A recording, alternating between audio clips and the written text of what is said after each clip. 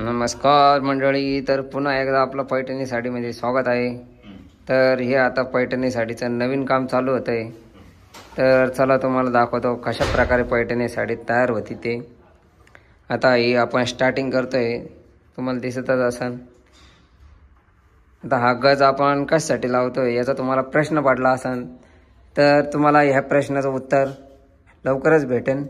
पूर्ण व्हिडिओ नक्की बघत राहा, तेव्हा तुम्हाला या प्रश्नाचं उत्तर भेटेल की आपण हा गज कशासाठी लावतोय ते।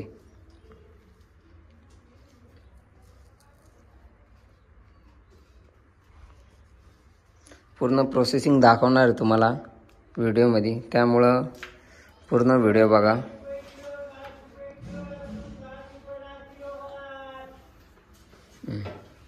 बस आता पेंट दिला, तर आता गज आपण टाकून घेतलेला आहे। पहिले ढिल्लं करून घे ते, हो कुत्रा उचल। हां आता बघा, ह्या अशा प्रकारे याला पेंडे म्हणतात, ते लावावं लागतं।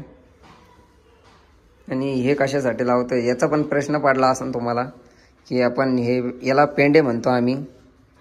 या दोऱ्या आहे तुमच्या हिशोबाने, पण हे आमच्या पैठणी साडीच्या शब्दाने हे याला पेंडे म्हणते आणि तुम्ही दोऱ्या म्हणता।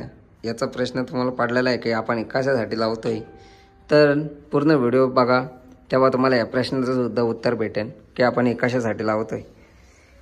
पूर्ण पैठणी साडीची प्रोसेस दाखवतोय तुम्हाला आपण।